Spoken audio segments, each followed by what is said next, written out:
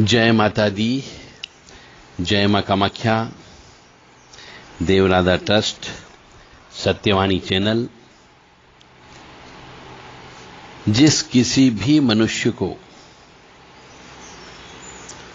ज्योतिष सीखना हो, मंत्र बोलना सीखना हो, तंत्र काटना सीखना हो, रामायण जी पढ़ना सीखना हो, श्रीमद् भागवत कथा सीखना हो, पढ़ना, प्रवचन देना, बोलना, और श्रीमद् देवी भागवत कथा पुराण ये पढ़ना सीखना हो, प्रवचन देना सीखना हो, और धार्मिक अनुष्ठान कैसे करें यह सीखना हो, गृह प्रवेश कैसे करें यह सीखना हो, नवग्रह शांति कैसे करें यह सीखना हो, या श्री दुर्गा सप्तशती का पाठ कैसे करें यह सीखना हो, या श्री रुद्राभिषेक रुद्री पाठ कैसे करें यह सीखना हो, तो देव राधा ट्रस्ट से संपर्क कर सकते हैं। 9893128047 और 7649862712 इन नंबर पर व्हाट्सएप के माध्यम से संपर्क करके आप अपना अपॉइंटमेंट लेके सीखने के लिए आ सकते हैं। रहने खाने पीने की व्यवस्था ट्रस्ट के द्वारा की जाती है। जय माता दी, जय मां कामाख्या। कामाख्ये वरदे देवी नीलपर्वतवासिनी त्वं देवी जगत माता योनि मुद्रे नमोस्तुते। कामाख्ये काम संपन्ने कामेश्वरी हर प्रिये कामनाम देहि में नित्यम कामेश्वरी नमोस्तुते। कामदे काम रूपस्ते सुभगे सुरसेविते करोमि दर्शन देव्यम सर्कामार सिद्धयेत। ओम महेशानी महामाये चामुंडे मुंडमालिनी आयु आरोग्य ऐश्वर्य देहि में देवी परमेश्वरी। योनि मात्र शरीराय कुंजवासिनी कामदा रजस्वला महातेजा कामाक्षी ध्यायताम सदा। काम प्रिया कामरता कामा काम स्वरूपिणी कामिनी कामिनी काम्या कामुका कामचारिणी। कामाख्या काम बीज स्थिता काम पिट निवासिनी कामदा कामहा काली कपाली करालिका। ओम जयंती मंगला काली भद्रकाली कपालिनी दुर्गा क्षमा शिवा धात्री स्वाहा सदा नमोस्तुते। ओम सर्वमंगल मांगल्ये शिवे सर्वा साधिके शरण्ये त्र्यंबके गौरी नारायणी नमोस्तुते। दुर्गति नाशिनी दुर्गा जय जय, काल विनाशिनी काली जय जय, उमा रमा ब्रह्माणी जय जय, सीता राधा रुक्मणी जय जय। पापापहारिणीं देवीं भुक्ति मुक्ति प्रदायिनीं व्यनन्तां विद्यां शुद्धां शरणं शिवदां शिवां। महालक्ष्मी च विद्महे विष्णुपत्ने च धीमहि तन्नो देवी प्रचोदयात्। महालक्ष्मी नमस्तुभ्यं सुरेश्वरी हरिप्रिये नमस्तुभ्यं दयानिधि। या देवी सर्वभूतेषु लक्ष्मीरूपेण संस्थिता नमस्तस्यै नमो नमः। काली काली महाकाली काली के पापनाशिनी खड्गहस्ते मुंडहस्ते काली काली नमोस्तुते। काली काली महाकाली काली के परमेश्वरी सर्वानंदकरी देवी नारायणी नमोस्तुते। काली काली भद्रकाली काली के शत्रु संहारिणी काली कराली निष्क्रांते भद्रकाली तवन नमोस्तुते। नीरहार हार धनसार सुधाकरंभा कल्याणम दा कनक चंपकदाम्बुषा मुतुंग मेनिकुजुगुम्ब मनोहरांगी वाणी नमामि मनसा वत्सा विभूतिये। सरस्वती नमो नित्यं भद्रकाल्ये नमो नमः। वेद वेदांत वेदांग विद्या स्नानेभ्य एव च। सरस्वती महाभागे विद्ये कमललोचने विद्यारूपे विशालाक्षी विद्यां देहि नमस्तुते। ओम ऐं ह्रीं श्रीं क्लीं वाग्वादिनी सरस्वती मम जिह्वाग्रे वद वद क्लीं श्रीं ह्रीं ग्रीं ओम। ओम ऐं सरस्वती नमः। ओम ह्रीं दुम दुर्गाय नमः। या जल जल प्रज्वल अग्निरूपाय ओम होम ह्रीं श्रीं जाला देवी नमो नमः। देवी प्रपन्नताति हरे प्रसीद प्रसीद मातर्ग जोखिलस्य प्रसीद विश्वेश्वरी पाहि विश्वन्तमीश्वरी देवी चराचरस्य। शुभं करोति कल्याणम आरोग्यम धन संपदा शत्रुबुद्धि विनाशा दीपज्योति नमोस्तुते। ओम त्र्यंबकं यजामहे सुगंधिं पुष्टिवर्धनम् उर्वारुक्मि बन्धनान् मृत्योर्मुक्षीयमामृतात्। ओम भूर्भुवः स्वः तत्सवितुर्वरेण्यं भर्गो देवस्य धीमहि धियो यो नः प्रचोदयात्। ओम क्लीं कृष्णाय नमः। ओम बम भैरवाय नमः। ओम क्रीम कालिकाय नमो नमः। हम हनुमते रुद्रात्मका हुम फट। ओम ह्रीम हनुमते रामदूताय नमः।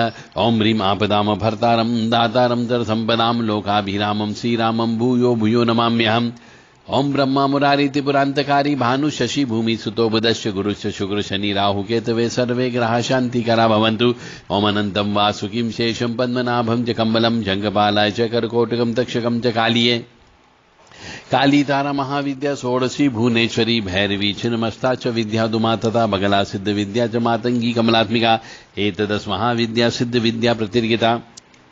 देवराधा ट्रस्ट सत्यवाणी चैनल मां भगवती अखिल ब्रह्मांड की अधिष्ठात्री भगवती महामाया जगदंबिका मंगलमयी करुणामयी जगत जननी आदि शक्ति आदि भवानी भक्तवत्सला परम शक्तिशालिनी आह्लादिनी शक्ति असुर नाशिनी कष्ट निवारिणी और दुख निवारिणी महिषासुर मर्दिनी मधुकैटभंती चंडमुंड नाशिनी रक्त बीज विनाशिनी शुंभ निशुंभ मर्दिनी दुमलोचन सनंत्री श्री वाहिनी पाप नाशिनी क्लेश नाशिनी सर्व दुष्ट नाशिनी सर्व शत्रु घातिनी सर्व सृष्टिकारिणी परमेश्वरी सत्य विज्ञान स्वरूपा नित्य पराम्बा निगुणा अविनाशी साक्षात ब्रह्म सद आनंद प्रदान करने वाली वरदायिनी कल्याणकारिणी महामाया आपको सुखी रखे, स्वस्थ रखे, प्रसन्न रखे, सुख दे, समृद्धि दे, शांति दे और सद्बुद्धि प्रदान करे कि आप सत्कर्म करते रहें, समय समय पर अपनी कमाई का 10% हिस्सा दान देते रहें, यज्ञ हवन अवश्य कराते रहें, जन्मदिन पर तुला दान करते रहें और विशेष तिथि मुहूर्त पर जो भी देवी देवता का दिन होता है उस दिन उनकी पूजा करने का आपको साहस प्रदान कर सके,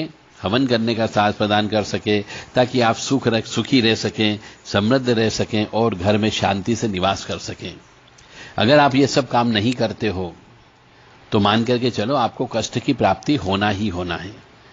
चाहे आपकी इष्ट धात्री देवी हो, चाहे वो कुल देवी हो, चाहे वो कुल देवता हो, चाहे वो पितृ देवता हो, वो आपको माफ नहीं करते हैं। एक समय के बाद में आपको कष्ट देना प्रारंभ कर देंगे। इसलिए अपनी कमाई का 10% हिस्सा दान धर्म में अवश्य निकालें, हवन पूजन में अवश्य निकालें, वस्त्र दान करने में निकालें, कंबल दान करने में निकालें, अन्न दान करने में अवश्य 10% हिस्सा प्रति माह जितना पैसा आप अपने परिवार के ऊपर खर्च करते हो उसका 10% हिस्सा ईश्वर के नाम पे दान धर्म अवश्य निकालना है। आपको आसपास के जो भी मंदिर हो उन मंदिरों में अवश्य जाना है। वहां पर जब भी विशेष तिथि त्योहार होता है उस समय घी के दीपक अवश्य वहां पे जाकर के लगाना चाहिए ताकि आपको पॉजिटिव एनर्जी प्राप्त हो सके। पितरों की सेवा 16 श्राद्ध अवश्य करना चाहिए। जो मनुष्य पितरों के दिन आते हैं, 16 श्राद्ध आते हैं, कनागत के दिन आते हैं, उन दिनों में यदि पूजा पाठ नहीं करता हो, पितरों की विशेष तौर से पिंडदान नहीं करता हो, तर्पण नहीं करता हो, ब्राह्मण भोजन नहीं कराता हो, गाय को भोजन नहीं कराता हो, तो इसका मतलब मान करके चलें कि निश्चित तौर से उस मनुष्य को कष्ट की प्राप्ति होना ही होना है। कोई भी आपको रोकने वाला नहीं है, कोई बताने वाला नहीं है। और जब भी होली, दिवाली, काल रात्रि, महारात्रि, मोहरात्रि, दारुण रात्रि, ये 4 रात्रि आती है, श्री कृष्ण जन्माष्टमी, महाशिवरात्रि, इन रात्रियों पर रात भर जगना चाहिए। और जो भी तिथि मुहूर्त अच्छे अच्छे आते हैं जिनमें हम त्योहार मनाते हैं, हम जयंती मनाते हैं, चाहे वो रामनवमी हो, चाहे वो हनुमान जयंती हो, चाहे वो शनि जयंती हो, चाहे वो 10 महाविद्या की जयंती हो, काली तारा महाविद्या, षोडशी भुवनेश्वरी, इन सब देवियों की भी जयंती आती है, तो उन दिन विशेष तौर से स्त्री से दूर रहना है, स्त्री के साथ शारीरिक संबंध नहीं बनाना है, तो ही आप सुखी रह पाओगे, अन्यथा नहीं रह पाओगे। जैसे पूर्णिमा का दिन होता है, इस दिन चंद्रमा पूर्ण अपने अवस्था में रहता है, उसी प्रकार अमावस्या के दिन चंद्रमा आकाश मंडल पे नहीं होता है, तो उस दिन अमावस्या के दिन काली शक्तियां ज्यादा प्रबल हो जाती है, आसुरी प्रवृत्तियां वाली शक्तियां बहुत ज्यादा प्रवृत्त हो जाती है, शक्तिशाली भी हो जाती है और मनुष्य के ऊपर उसका प्रभाव भी पड़ता है क्योंकि चंद्रमा अस्त होता है। तो अमावस्या के दिन कभी भी स्त्री के साथ रमण नहीं करना चाहिए। यदि आप अमावस्या के दिन स्त्री के साथ रमण कर रहे हो तो आपको दरिद्रता अवश्य आएगी ही आएगी और बीमारी भी आएगी। फिर आप कहोगे कि साहब हम सब एक ही चूल्हे पर खाना खा रहे हैं, फिर भी हमें बीमारी क्यों आ रही? तो बीमारी आने का कारण आप हमारे सनातन धर्म जो है, हिंदू धर्म से आप कट गए, हिंदू धर्म के विपरीत काम करने लगे हो, इसीलिए आपको ये कष्ट की प्राप्ति होती, इसीलिए बीमारी दुखी लगती, इसलिए ऊपरी बाधा भी लगती है। कोई तंत्र बहुत कम कराते हैं परंतु फिर भी आप कोई भी बीमार हो जाता है और किसी की मृत्यु हो जाती है, लाइलाज बीमारी लग जाती है, तो आप कहोगे कोई ना कोई तंत्र हो गया, जबकि ये सब आपके पिछले जन्म के कर्मों का फल होता है और कुछ इस जन्म के कर्मों का फल भी होता है। दोनों बात होती है। इसलिए आपको इन सब नियमों का पालन करना है। ज्योतिष मेष लग्न के बारे में हम आपको बताने वाले हैं। जिस भी मनुष्य का मेष लग्न की पत्रिका हो, उस मनुष्य के लिए आज हम रहस्यमय ज्ञान देने वाले हैं। अच्छे से सुनिएगा ताकि आप अपने आप को उस तरीके से बदल सकें। तो मेष लग्न में जिसका जन्म होता है वह व्यक्ति क्रोध युक्त होता है और महाविकट होता है। तो ऐसे मनुष्य को जिसका जन्म मेष लग्न की पत्रिका में हो, यानी सबसे पहले ऊपर जो लग्न चार्ट रहता है उसमें मेष 1 नंबर लिखा हुआ होता है, उसे मेष लग्न की पत्रिका कहा जाता है। तो ऐसे मनुष्य को क्रोध बोध आता है, तो ऐसे मनुष्य को क्रोध पर नियंत्रण करना चाहिए, अन्यथा क्रोध की वजह से उसको नुकसान होता है। और महाविकट का मतलब होता है ऐसा मनुष्य बहुत ज्यादा उद्दंडी हो सकता है। तो आपको मेष लग्न के मनुष्य को क्रोध बिल्कुल नहीं करना चाहिए, यानी क्रोध को त्यागना होगा तो जिंदगी में आप सफल हो सकते हो, अन्यथा क्रोध की वजह से आपको कष्ट की प्राप्ति अवश्य होगी ही होगी। और क्रोध पर नियंत्रण करें। क्रोध पर नियंत्रण करने के लिए मंगल का उतारा आपको करते रहना पड़ेगा, या फिर हर साल में एक बार उज्जैन जाके मंगलनाथ जो मंदिर है वहां पे पूजन अर्चन करना चाहिए। मेष लग्न की पत्रिका वालों के लिए शनि अशुभ होता है और बुध भी अशुभ होता है, इसलिए शनि के जप तप हमेशा करते रहें, बुध के भी जप तप आपको करते रहना पड़ेंगे। ये दोनों ग्रह आपको बहुत ज्यादा नुकसान पहुंचाएंगे। यानी मेष लग्न के मनुष्य को लोहे से संबंधित काम नहीं करना चाहिए। मेष लग्न से संबंधित मनुष्य जिसका भी मेष लग्न में हो उसको बुध से संबंधित काम नहीं करना चाहिए, अन्यथा नुकसान की प्राप्ति अवश्य होगी, चाहे वो पार्टनरशिप में करें या स्वयं करें।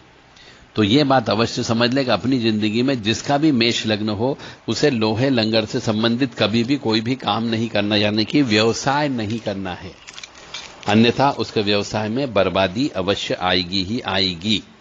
ये मेष लग्न का खेल है। उसके बाद में मेष लग्न वालों को शुक्र मुख्य मार्केश होता है। मेष लग्न की पत्रिका वालों के लिए शुक्र ग्रह मार्केश का काम करता है। मार्केश का मतलब होता है मृत्यु तुल्य कष्ट की प्राप्ति होना। तो मेष लग्न की पत्रिका वालों को कभी भी अपनी स्त्री पर, अपनी बच्चियों पर या अपने यहाँ काम करने वाली किसी भी बाई पर, किसी भी स्त्री पर जिंदगी में हाथ नहीं उठाना चाहिए। मेष लग्न की पत्रिका वाला यदि स्त्री पर हाथ उठाता है, स्त्री को मारता है, पीटता है, तो वह दरिद्र ही रहता है। बस उसका एक ही रिजल्ट मिलता है कि मनुष्य के पास पैसे की कमी हो जाती है। इसलिए यदि आप पैसा चाहते हो मेष लग्न वाले विशेष तौर से, तो स्त्री के ऊपर हाथ नहीं उठाना चाहिए। और कन्याओं का पूजन ज्यादा से ज्यादा करना चाहिए। कन्या पूजन इसलिए करना चाहिए कि कन्या भी स्त्री है, देवी है। कन्याओं को पूजन करें, उनको यथाशक्ति यथायोग अपनी सामर्थ्य के अनुसार दान देना चाहिए। मेष लग्न की पत्रिका वालों के लिए यदि शुक्र से संबंध शनि और बुध भी रख रहा हो तो वो भी मारक का काम करता है, यानी मृत्यु भी हो सकती है या मृत्यु तुल्य कष्ट प्राप्त हो सकता है। तो मेष लग्न की पत्रिका वालों को स्त्रियों से भी कष्ट होने की संभावना रहती है, इसलिए स्त्रियों के ऊपर हाथ नहीं उठाना चाहिए, गाली नहीं देना चाहिए। मेष लग्न की पत्रिका वालों के लिए जो है शनि, बुध और शुक्र तीनों पाप फल देते हैं, इसलिए इन तीनों का ताज जिंदगी भर जप तप और हवन करते रहना है आपको, क्योंकि शनि आपको पाप फल प्रदान करेगा। बुध भी आपका मार्केश योग की वजह से अचानक कोई न कोई घटना घटित हो जाएगी जिसमें आपका पैसा बर्बाद हो जाएगा। और शुक्र तो मारक है ही आपका, मृत्यु तुल्य कष्ट प्रदान कर रहा मार्केश है शुक्र। तो मेष लग्न वालों को इन तीन चीजों को विशेष तौर से ध्यान रखना है, शनि, बुध और शुक्र का, कि इनका ज्यादा से ज्यादा जप करें, ज्यादा से ज्यादा तप करें, ज्यादा से ज्यादा हवन करें, अनुष्ठान करें और शनि का उतारा हमेशा करते रहना है ताकि वो कष्ट प्रदान न करे।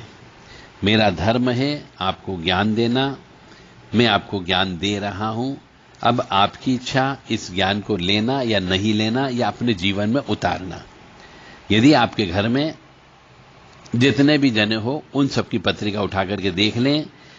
यदि किसी का मेष लग्न हो तो शनि बुध शुक्र इनका अवश्य जप तप अवश्य करा लें और उनको इस संबंध में ज्ञान प्रदान कर दें। जिनका मेष लग्न होता है ऐसे मनुष्य को जीवन भरता जिंदगी भर मूंगा रत्न को धारण कर लेना चाहिए। ता जिंदगी मतलब मूंगा रत्न उसको उतारना ही नहीं चाहिए मेष लग्न वाले को। और मेष लग्न वाले को शिव जी, हनुमान जी या भैरव जी की पूजा ज्यादा से ज्यादा करना चाहिए। शिव जी यानी कि सोमवार का दिन हो गया, भैरव जी यानी शनिवार का दिन मान लीजिए, और हनुमान जी यानी मंगलवार का दिन हो गया। इन तीनों दिन आपको सहवास संभोग नहीं करना है और इन तीनों की पूजा ज्यादा से ज्यादा करें। तीनों में से किसी एक को भी आप चॉइस कर सकते हो कि भैया मैं शिव जी को या भैरव जी को या हनुमान जी को पूजूंगा। तो इनकी जो भी आरती होती है, स्तुतियां होती है, इन सब का आपको पाठ करना है, ज्यादा से ज्यादा चुनना है। किसी भी एक को इष्ट आपको बनाना है, सबको नहीं बनाना है। मंगलवार का व्रत उपवास आपको रखना ही रखना है, तो आप जिंदगी भर सुखी रहोगे, स्वस्थ रहोगे, प्रसन्न रहोगे। आपका मेष लग्न की पत्रिका वालों का अनुकूल अंक जो है वो 9 होता है और तांबा का कड़ा आपको हमेशा अपने हाथ में पहन करके रखना है ताकि आपको नुकसान प्रदान न हो। और मेष लग्न वालों के लिए विशेष चीज ये है कि मिथुन लग्न व कन्या लग्न वाले से विवाह नहीं करना चाहिए। मेष लग्न वाले को मिथुन लग्न व कन्या लग्न की लड़की से विवाह नहीं करना है और यदि स्त्री है मेष लग्न में तो उसे मिथुन लग्न और कन्या लग्न वाले पुरुष से विवाह नहीं करना है, अन्यथा विवाह अवश्य टूटेगा। यदि आप कोई किसी प्रकार से कोई लव मैरिज करने का प्लान कर रहे हैं तो उसमें यह अवश्य पहले चेक कर लो कि मिथुन व कन्या लग्न तो नहीं है, अन्यथा आपकी शादी बहुत जल्दी टूटने की संभावना है।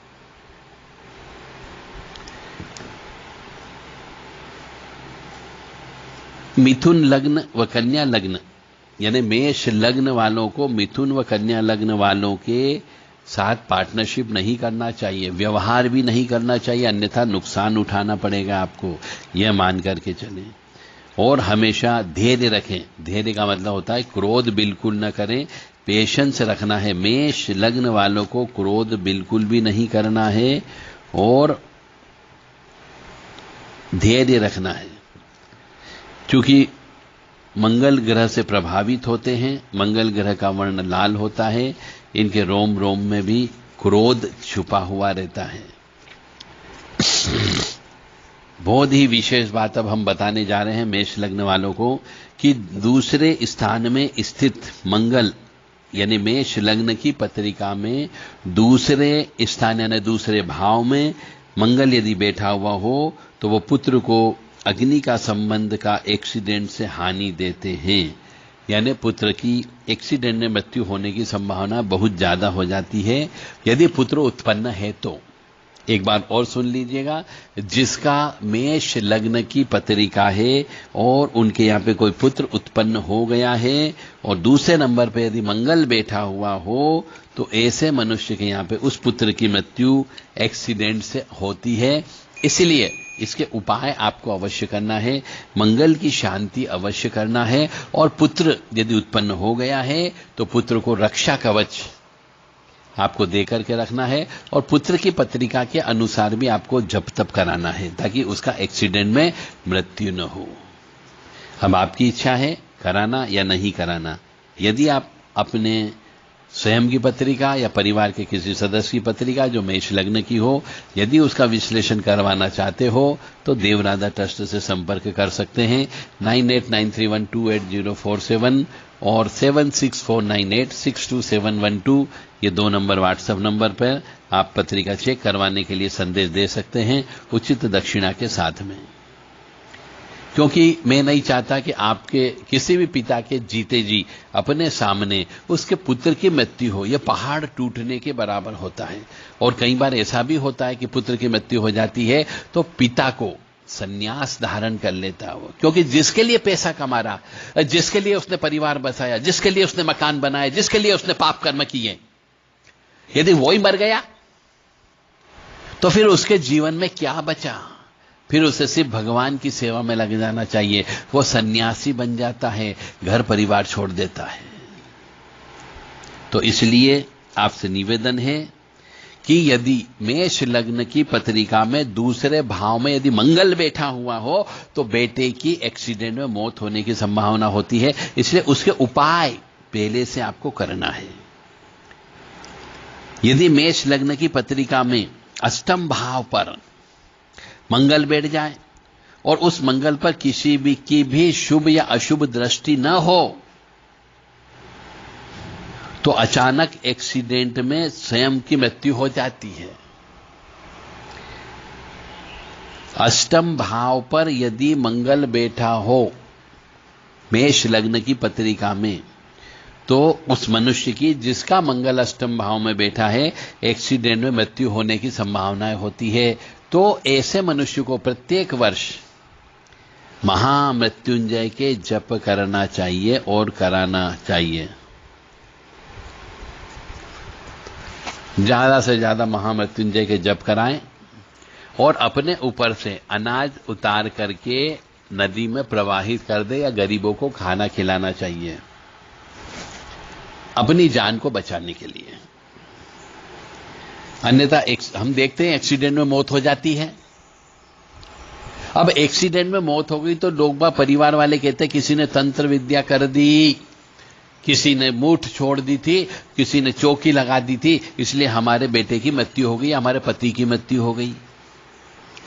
जबकि ऐसा नहीं होता है, पिछले जन्म के कर्मों का फल होता है। तो अष्टम भाव पर यदि मंगल बैठा हुआ हो और वह अनियंत्रित हो तो ये मान करके चलें कम उम्र में ही अचानक एक्सीडेंट से उस मनुष्य की मौत हो जाती है। तो रक्षा कवच हमेशा ध्यान साथ में रखना है। जब खराब समय चल रहा हो उस समय घर से बाहर नहीं निकलना है और महामृत्युंजय के जप का अनुष्ठान अवश्य कराते रहना चाहिए, दान देते रहना चाहिए। सूर्य और मंगल का योग हो तो अचानक अकस्मात दुर्घटना देता है, इसलिए सूर्य मंगल यदि हो तो उसकी शांति भी आपको कराना है। यदि मनुष्य के मेष लग्न की पत्रिका में तीसरे भाव में मंगल राहु एक साथ बैठा हुआ हो तो ऐसा व्यक्ति चरित्रहीन होता है। तो ऐसे व्यक्ति से विवाह नहीं करना चाहिए और न ही ऐसी स्त्री से विवाह करना चाहिए जिसकी मेष लग्न की पत्रिका हो और मंगल राहु तीसरे भाव में बैठा हुआ हो तो चरित्रहीन होते हैं। मंगल जहां भी बैठा होगा उस स्थान की हानि करता है यदि शुभ ग्रह की दृष्टि न हो तो। अगर एक्सीडेंट योग बनता हो तो हर शनिवार या मंगलवार को कुत्ते को मीठा रोटी खिलाना चाहिए, मीठी पूड़ी खिलाना चाहिए और हनुमान चालीसा का रोजाना पाठ करना चाहिए।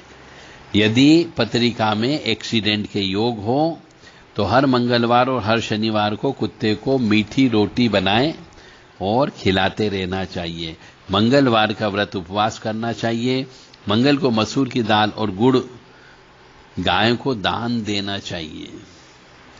मसूर की दाल और गुड़ गाय को दान देना चाहिए। और मनुष्य को संकट मोचन हनुमान स्तोत्र का पाठ भी करना चाहिए। संकट मोचन हनुमान स्तोत्र का पाठ भी करें। इससे क्या होगा कि जो संकट आने वाला है वो संकट टल जाएगा। और मंगलवार के दिन हनुमान जी को चोला अवश्य चढ़ाएं, प्रत्येक मंगलवार चढ़ाते रहिए। यदि आपकी जान बचती है तो बहुत बड़ी बात होती है। पैसे को मत देखिए, आपको अपनी जान को देखना है। मेष लग्न की पत्रिका वालों को माणिक रत्न धारण करके रखना चाहिए और मेष लग्न की पत्रिका वालों को मूंगा रत्न भी धारण किया जा सकता है, क्योंकि मूंगा उनका जीवन रत्न है, यानी ता जिंदगी मूंगा रत्न धारण करना है।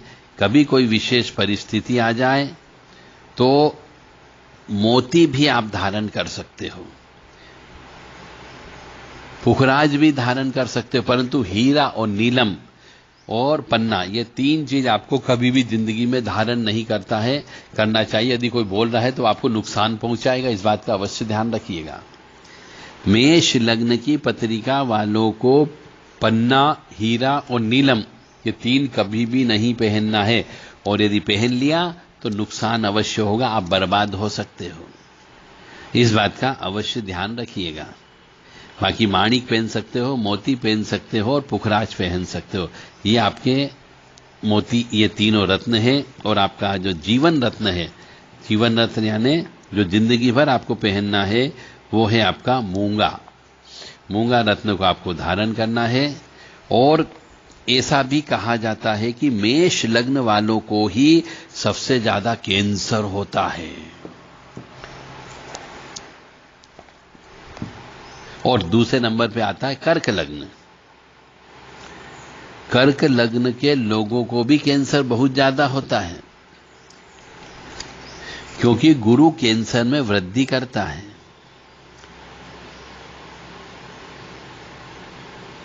शनि, मंगल और गुरु, इन तीनों का संबंध 6, 8, 12वें भाव तथा द्वितीय स्थान के स्वामी होने पर जातक की मृत्यु कैंसर से हो जाती है। तो कैंसर क्यों होता है, वो कारण हम आपको बता रहे हैं कि कर्क लग्न जिनका होगा उनकी मृत्यु कैंसर से होती है। गुरु भी कैंसर में वृद्धि करता है। शनि, मंगल और गुरु, ये तीनों भी कर्क लग्न वालों के लिए बहुत खतरनाक होते हैं। इनकी जन्मजात पूजा करते रहना चाहिए। शनि या मंगल 6 या 8वें स्थान में राहु केतु के साथ हो तो व्यक्ति को कैंसर होने की संभावना बहुत ज्यादा हो जाती है। उसे बहुत ध्यान रखना है अपनी जिंदगी का। एक बार और सुन लीजिएगा कि जब शनि या मंगल के साथ में राहु केतु 6ठे और 8वें भाव में हो तो मान करके चले उस मनुष्य को कैंसर होने की संभावना हो जाती है। और मनुष्य को कैंसर हो जाता है तो बहुत से मनुष्य कहते हैं कि तंत्र मंत्र, काला जादू हो गया, टोना टोटका हो गया, किसी से इलाज करवाओ, झाड़ फूक करवाओ। तो ऐसा नहीं होता। ये सब ग्रह नक्षत्रों का खेल है जिसकी वजह से बीमारियां लगती है। अब हम आ रहे हैं बहुत ही विशेष चीज में कि मेष लग्न की पत्रिका में, मेष लग्न की पत्रिका में पंचम भाव, जो पति पत्नी का न होते हुए सिर्फ बच्चों का और प्रेमी प्रेमिका का भाव होता है, यदि उसमें राहु बैठ जाए सूर्य के साथ में, मेष लग्न की पत्रिका में सूर्य के साथ में राहु बैठ जाए तो ऐसे मनुष्य को जादू टोने में बहुत विश्वास करता है। हर बात बात में जादू टोने का नाम लेता है और पितृदोष से ग्रसित रहता है, तो उसके यहां पे लड़के उत्पन्न नहीं होते हैं। सूर्य के साथ राहु यदि पंचम स्थान में बैठा हो मेष लग्न की पत्रिका में, तो ऐसे मनुष्य के यहां पे बच्चे पैदा नहीं होंगे, यानी पुत्र संतान उत्पन्न नहीं होती है। क्योंकि सूर्य के साथ राहु बैठने पर पितरों का भी श्राप लगता है और सर्प का भी श्राप लगता है। 2 श्राप लगते हैं। इसकी वजह से उनके यहां वंश वृद्धि नहीं होती है। तो सभी धर्म प्रेमी बंधुओं से मेरा निवेदन है कि यदि आपके या आपके परिवार में या आपके मित्र मंडली में किसी के यहां पे लड़के उत्पन्न नहीं हो रहे हो, तो मान करके चलें या तो पितृदोष होगा या सर्प का श्राप होगा। आप उनको बता सकते हो कि पितृदोष की शांति का उपाय कर ले यदि वो लड़का चाहते हो तो, और सर्प की शांति का भी उपाय करें। दोनों के उपाय करना होंगे तब, और एक बार की पूजा में उपाय नहीं होगा, 3-4 बार ये पूजा करना होगी। दान धर्म विशेष तौर से करना होगा। आप सोचो कि 1000-2000 में पूजा हो जाएगी और बच्चा मिल जाएगा आपको। 1000-2000 की पूजा में आपको लड़का उत्पन्न नहीं होगा, ये श्राप विमुक्त नहीं होगा, परिहार नहीं होगा। तो आपको परिहार करने के लिए, पिछले जन्म के श्रापों को अलग करने के लिए पूजा पाठ भी करना होगी, अनुष्ठान भी करना होगा, दान धर्म भी देना होगा, कपड़े का भी दान होगा, वस्त्र का भी दान होगा, धातु का भी दान होगा, स्वर्ण का दान होता है, चांदी का दान होता है। तो इस प्रकार से दान तो देना पड़ेगा और श्राप का प्रायश्चित कर्म करना होगा, जिसको कि हम वो बोलते हैं, क्या बोलते हैं, जिसको कि हम प्रायश्चित कर्म बोलते हैं, या पापों का अनुष्ठान करना होता है कि पाप नहीं आए। पुत्र यदि प्राप्त करना हो तो पितृदोष की शांति हर अमावस्या को करना चाहिए। अमावस्या और 16 श्राद्ध में करना चाहिए।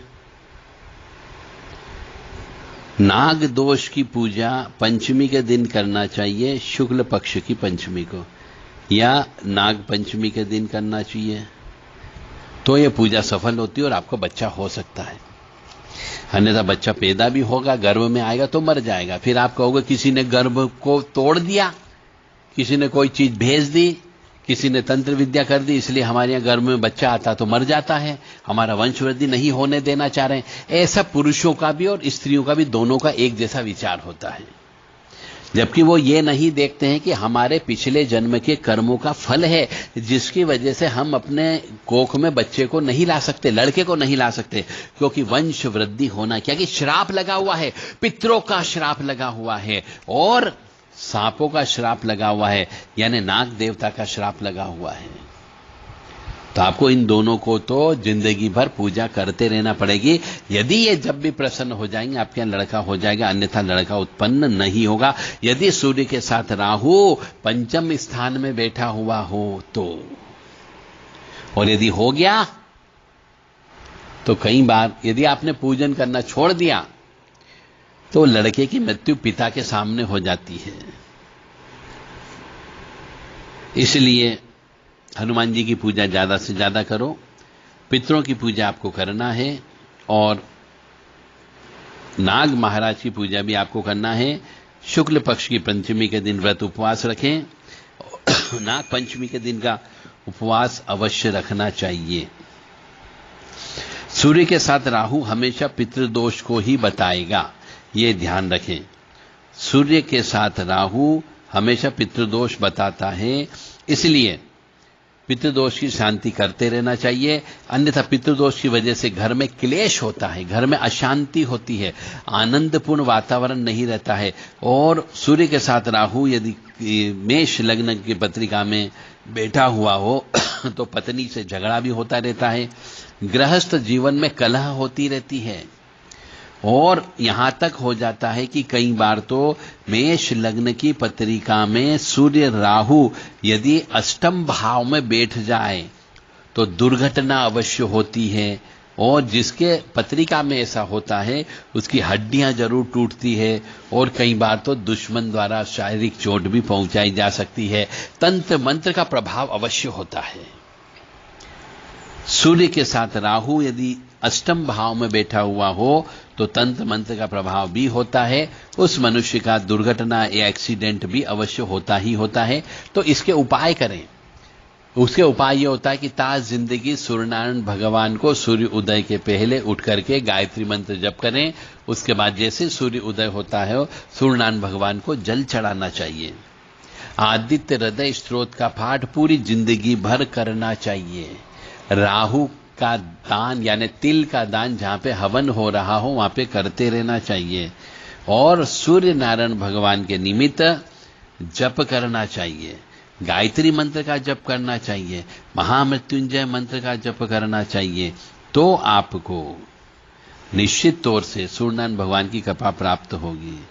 और ससुराल में तो बिल्कुल भी नहीं रहना चाहिए।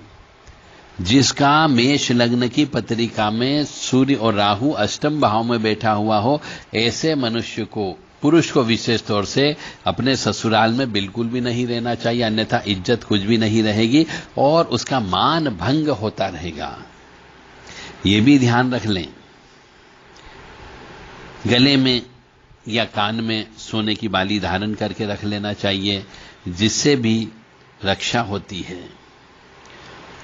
और यदि नवम स्थान में मेष लग्न की पत्रिका में मेष लग्न की पत्रिका में सूर्य राहु यदि नवम भाव में हो तो ये मान करके चले संपत्ति में कुछ न कुछ कोर्ट कचहरी वाला काम अवश्य होगा। और कई बार ऐसा भी हुआ है कि पिता की मृत्यु जल्दी हो जाती है और कोर्ट केस में भी नुकसान होने की संभावना होती है ना, हारने की संभावना होती है। ऐसे समय पे सूर्यनारायण भगवान के जप तप कराना चाहिए और राहु को शांत करना चाहिए।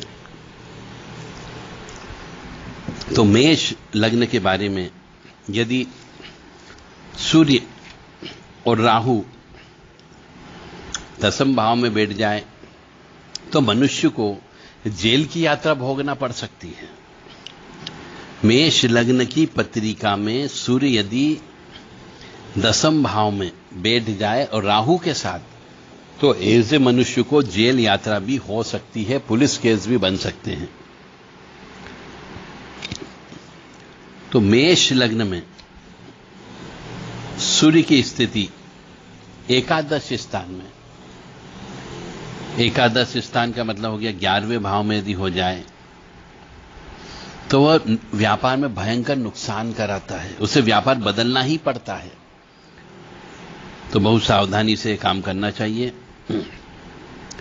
मेष लग्न में सूर्य की स्थिति यदि 12वें भाव में बैठ जाता है तो पुत्र की मृत्यु होने की संभावना होती है और पुत्र के दुख की वजह से वह मनुष्य सन्यासी बन जाता है, या फिर कई बार सरकार से दंड भी मिल जाता है तो जेल यात्रा हो जाती है। यानी उसे परिवार से दूर तो रहना ही रहना है। और शनि के साथ यदि राहु बैठ जाए तो विद्या में भी बाधा हो जाती है, संतान में भी बाधा उत्पन्न होती है और उपाय करना जरूरी होता है। या तो सन्यासी बन जाओ परिवार छोड़ करके, या फिर आपको जेल यात्रा तो होगी होगी और पुत्र की मृत्यु अवश्य होगी, यानी जिंदगी आपकी बर्बाद हो जाती है। यानी संपत्ति आप जिसके लिए जोड़ रहे वो मर जाता है, और संपत्ति यदि आपने अपने भोग के लिए छोड़ी तो आपको भोग भी नहीं कर सकते क्योंकि आप जेल यात्रा में चले जाओगे। तो मेष लग्न की पत्रिका में सूर्य यदि 12वें भाव में राहु के साथ हो तो भयंकर अनिष्ट होता है। ऐसे मनुष्य को जन्मजात शुरू से ही सूर्य से संबंधित पूजन अर्चन करते रहना चाहिए, सूर्य को प्रबल करते रहना चाहिए और राहु को शांत करते रहना चाहिए, और क्रोध बिल्कुल नहीं करना चाहिए, अन्यथा क्रोध की वजह से ही ये सब घटनाएं घटित होती है। क्रोध की वजह से ही जिंदगी बर्बाद हो जाती है। और मंगल यदि खराब हो गए, मेष लग्न की पत्रिका वालों का कभी कभी मंगल खराब होता है, तो यदि मंगल खराब हो तो पीतांबरा मां जो होती है, बगलामुखी मां होती है, उसका अनुष्ठान हर साल करना चाहिए। प्रत्यंगरा देवी का अनुष्ठान भी करना चाहिए। हनुमान जी के प्रसन्न करने के लिए आपको अखंड रामायण का पाठ वर्ष में एक बार अवश्य करते रहना चाहिए। हर महीने में सुंदर कांड का पाठ करते रहना चाहिए और बजरंग बाण, हनुमान चालीसा ये हमेशा करते ही रहना चाहिए यदि मंगल खराब हो तो मेष लग्न वालों को। यदि पैसे की कमी हो तो लक्ष्मी स्तोत्र का पाठ करना चाहिए, देवी कवच का पाठ करना चाहिए, गणपति स्तोत्र का पाठ करना चाहिए और ऋण मोचक मंगल का स्तोत्र होता है उसका पाठ करना चाहिए। और ये मत पूछिए कितने दिन करना है, ता जिंदगी करना यदि आप सुखी रहना चाहते हो तो, अन्यथा आपकी इच्छा। फिर महागायत्री का पाठ करना चाहिए। हनुमान जी को सिंदूर हर मंगलवार को लगाना ही लगाना चाहिए और हनुमान जी के पैर का सिंदूर मस्तक पे लगा देना चाहिए। और रुद्र अभिषेक, महारुद्र अभिषेक, अति रुद्र अभिषेक अवश्य करना चाहिए और ये से ही यज्ञ भी करना चाहिए। रस वाले मीठे जिसमें फल आते हो ऐसे वृक्ष अवश्य लगाना चाहिए ताकि मंगल आपको शुभ फल प्रदान करने लग जाए। मंगल यदि उच्च का यदि बैठा हुआ हो तो मंगल की चीजों का आपको दान नहीं देना बिल्कुल भी। और मंगल नीच का या अशुभ हो तो मंगल से संबंधित जितनी भी चीजें होती है वो किसी से फ्री में नहीं लेना, चाहे वो रिश्तेदारी क्यों ना हो, भाई क्यों ना हो, अन्यथा आपको नुकसान होगा। इस बात का अवश्य आप ध्यान रख लें। जय माता दी, जय मां भवानी, मां कल्याणी आपको सुखी रखे, स्वस्थ रखे, प्रसन्न रखे। इस प्रकार मेष लग्न की पत्रिका में सूर्य के और राहु के बारे में हमने आपको बताया है। इसी प्रकार से शनि और राहु है, मंगल और राहु है, गुरु और राहु है। अलग अलग जगह बैठते हैं तो अलग अलग फल की प्राप्ति होती है। यदि आप अपनी पत्रिका का विस्तृत विवेचन चाहते हो तो देवराधा ट्रस्ट से संपर्क कर सकते हैं। 9893128047, 7649862712 और 7987237885 ये 3 व्हाट्सएप नंबर हैं। इन व्हाट्सएप नंबर पर आप मैसेज के माध्यम से, संदेश के माध्यम से अपनी पत्रिका की जन्म तारीख, जन्म समय, जन्म स्थान भेज करके उचित दक्षिणा दे करके पत्रिका बनवा सकते हैं। जय माता दी, जय मां कामाख्या, मां भगवती जगत जननी, आदिशक्ति भवानी, अलहादिनी शक्ति, कष्ट निवारिणी, दुख निवारिणी, महिषासुर मर्दिनी, धूम्र लोचन सरंती, चंडमंड विनाशिनी, रक्त बीजान के निशुभ धंसिनी, शुभ दर्पंदी, अष्टादश बाहु के आपको सुखी रखे, स्वस्थ रखे, प्रसन्न रखे और साहस और हिम्मत प्रदान करे कि आप धर्म के रास्ते पर चल सको, परोपकार के रास्ते पर चल सको और हमारे जो पुराणों में वर्णित है, शास्त्रों में वर्णित है, उन नियमों का पालन कर सके। जय माता दी, जय मां कामाख्या।